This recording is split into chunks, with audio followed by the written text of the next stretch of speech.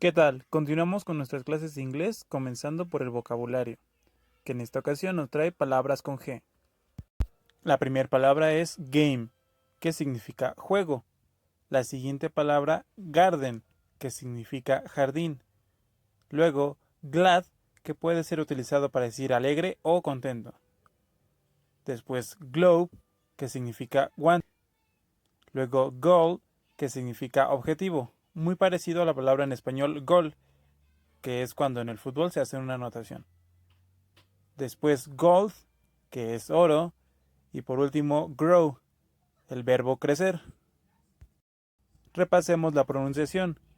Game, garden, glad, globe, goal, gold, grow. A continuación revisaremos la actividad de la clase pasada, donde debías elegir el pronombre correcto para cada dibujo. En el primer dibujo tenemos a dos niños señalando a una niña. Significa que es el pronombre ella, she. En el segundo dibujo tenemos a tres niños juntos. Significa we, nosotros. En el tercer dibujo tenemos a un niño señalando a otros dos. Ellos, they. En el cuarto dibujo tenemos a dos niños señalando a otro niño. Un tercer niño que es él, en inglés, he. En el quinto dibujo tenemos a un niño señalándose a sí mismo. Por lo tanto es I, yo. Y en el último dibujo tenemos a un niño señalando a otro niño de enfrente, you, que significa tú.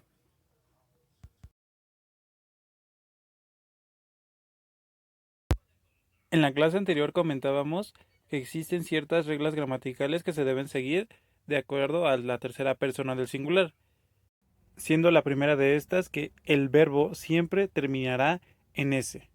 Como vimos, el verbo lo debemos escribir en infinitivo, en el caso de la primera y segunda persona. Para el caso de tercera persona, debemos de ponerle S al final, teniendo algunas consideraciones que se ven en la regla 2 y en la regla 3. Como ejemplo tenemos la oración he wants, she needs, he gives, she thinks. La siguiente regla es que los verbos que terminen en Y se debe cambiar esa Y por una IES, la terminación IES. Por ejemplo, en el verbo fly, termina en Y y por lo tanto debemos de cambiarle su Y por IES y diría flies. El verbo cry de igual forma termina en Y, le cambiamos por una IES y en vez de ser cry ahora sería cries. Existen algunas excepciones cuando en la palabra que termina en Y, antes de la Y hay una vocal, debemos de agregar simplemente una S. Por ejemplo, el verbo play, nosotros le agregamos una S y decimos plays. El verbo pray, le agregamos una S y dice praise. Y la última regla es que con los verbos que terminen con doble S, con X, con SH y con CH, debemos de agregarle una E y una S. Por ejemplo, con el verbo pass, le agregamos ES al final y es passes. Con el verbo catch, le agregamos ES al final y es catches. Con el verbo fix, le agregamos ES al final y es fixes. La pronunciación en estos casos no es passes, catches, fixes, pushes. Es una pronunciación muy sutil. Imagina que dices pass y nada más al final un s, pass, como si hicieras una pequeña pausa entre pass y la terminación es. Pass es. Así muy rápido, es muy sutil, sin embargo, tienes que marcarlo muy bien. Y con el último verbo, push, no decimos pushes, decimos pushes. Muy bien, nuestra siguiente actividad es escribir 3 oraciones con cada una de las 3 reglas del presente simple para la tercera persona. Estas reglas son las que acabamos de ver. Fíjate en el ejemplo. La primera oración corresponde a la primera regla, donde decíamos que al verbo simplemente le agregamos una S. En el segundo ejemplo, hacemos caso a la segunda regla que nos decía si un verbo termina en Y, le agregamos IES. En este caso el verbo era fly, que si le agregas IES, dice flies. Superman flies across the world, que quiere decir Superman vuela alrededor del mundo. Y por último, el ejemplo 3 corresponde a la regla 3, que decía que si un verbo termina con X, le agregamos nada más ES. En este caso, my mom fixes the TV significa mi mamá arregla la televisión. Y continuando con los demás temas, vamos a ver un tema muy importante, el verbo do, que tiene varios usos. El primer uso que le vamos a dar nosotros es como un verbo auxiliar. También se puede utilizar como verbo principal para responder algunas preguntas y de manera de énfasis. La conjugación correspondiente que se le hace al verbo do es do para primera y segunda persona y dos para tercera persona. Empecemos por revisar las características del verbo do como verbo auxiliar. Como auxiliar nos permite hacer tres cosas. La primera cosa es realizar preguntas en presente. Recordamos que en el español nosotros abrimos con signo de interrogación y cerramos con signo de interrogación para realizar una pregunta. Mientras que en el inglés, el do es la forma en la que nosotros abrimos ese signo de interrogación y lo cerramos. Entonces, para hacer una pregunta en inglés, nada más utilizamos el cierre. Para abrir una pregunta se utilizan palabras en específico. En este caso utilizamos la palabra do. Hacemos preguntas en presente con do. Por ejemplo, do you live here? Significa tú vives aquí. Fíjate en el color rojo que utilicé para remarcar las preguntas. Y en el caso del pronombre para tercera persona, el do se conjuga como does y tenemos el ejemplo de ponerle la S al final de live, aunque estemos hablando de tercera persona, porque does ya está conjugado. Entonces, does significa que abrimos una pregunta y estamos diciendo, Carlos vive aquí. El segundo uso es para negar en presente. Do nos sirve como auxiliar también en forma de negaciones. Por ejemplo, I do not eat carrots significa yo no como zanahorias. Y aunque como tal, do not no significa no, porque como sabemos no es no en inglés, en este caso lo que está haciendo es servir de auxiliar negando el verbo siguiente, que en este caso era eat. También aplica esto para la tercera persona. Solamente necesitamos conjugar el do por does, ponerle not y es does not. Tenemos el ejemplo, Julia does not eat carrots. En el inglés es muy común comprimir palabras. Nosotros le llamamos a esto contracción. Por ejemplo, con do not tenemos dos palabras. Al momento de hacer don't, hacemos ya una sola palabra. Para does not, la contracción adecuada sería doesn't. También se usa mucho en el inglés. Y más que es una regla, ya es una idea apropiada de si puedes contraer, contrae. Muchas veces se dice que las contracciones son algo informales, y en realidad no lo son. Es la manera en que este idioma va evolucionando. Y por último, el otro uso que también puede utilizarse como auxiliar para do o does es hablar en pasado. Este ya es un tema un poquito más pesado que veremos cuando hablemos en tiempos en pasado, y el do se cambia por did. Automáticamente cuando usamos did nos ubicamos en pasado. Did se puede utilizar para los dos casos anteriores que vimos, realizar preguntas o negar cosas. Con did no necesitamos conjugarlo porque did es muy, ¿cómo decirlo? Aplica para todos los pronombres. Es único. Y tan único es que did no tiene significado en nuestro idioma, en el español. Es una palabra propia del inglés. Vamos a ver un ejemplo. You did work the Sunday. Tú trabajaste el domingo. La palabra did antes de work indica que el verbo work va a estar en pasado.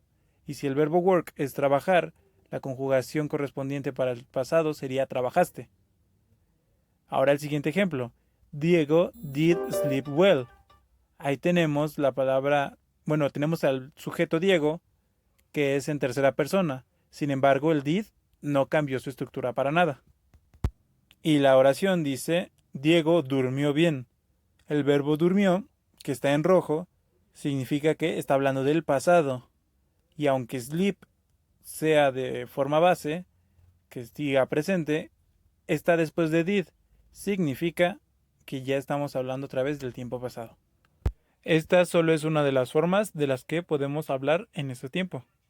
Posteriormente vamos a ver más. Y ahora veremos la forma del verbo do como verbo principal.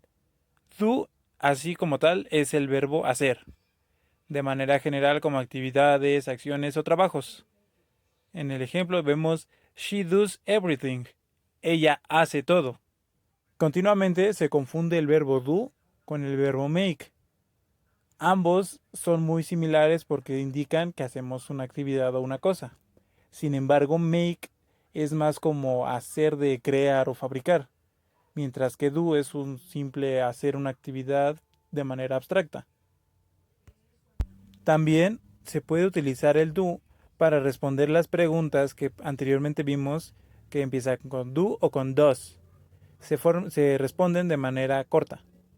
Si yo digo yes, I do, estoy diciendo sí, yo. Si digo she doesn't, ella no. El doesn't no significa literalmente no.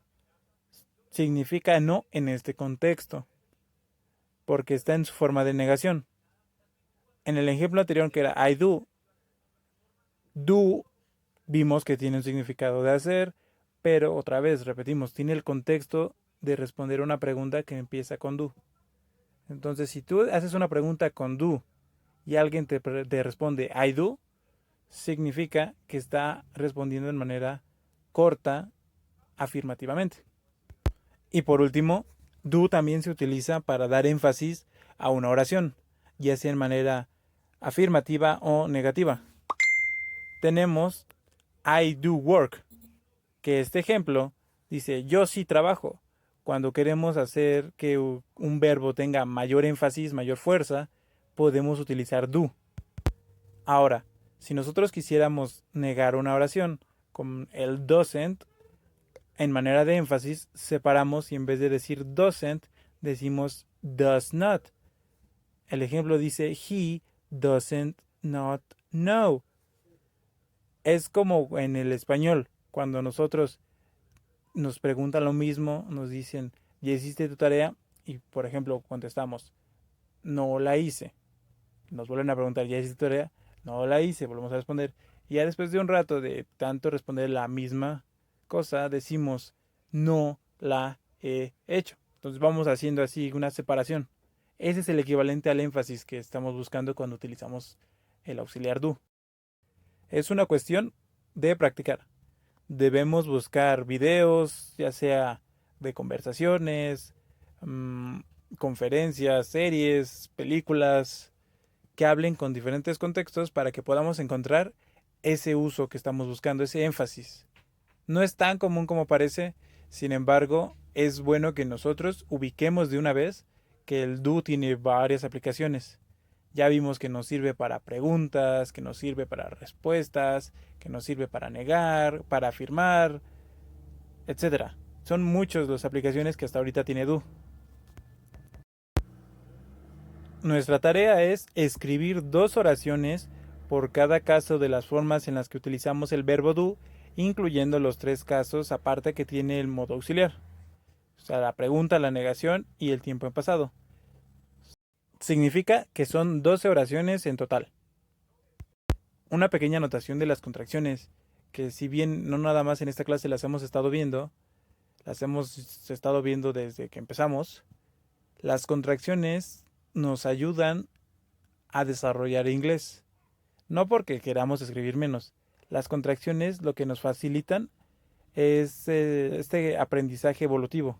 Si nosotros no utilizamos contracciones, ya sea escrito o de manera hablada, quien hable inglés como nosotros, ya sea a un nivel igual o mayor, va a considerar que nuestro inglés es un poco bajo. ¿Por qué? Porque estamos hablando sin contraer, de manera muy básica. que es el equivalente a los primeros niveles. Entonces, desde ahorita hay que ir buscando las contracciones, la mayor cantidad de contracciones que podamos utilizar para ubicarnos en el nivel correcto, el nivel adecuado o en el nivel, vamos, básico del inglés. Un nivel con el que nos puedan tomar en cuenta. De hecho, existe un dicho en inglés que es if you can, contract. Si puedes, contrae.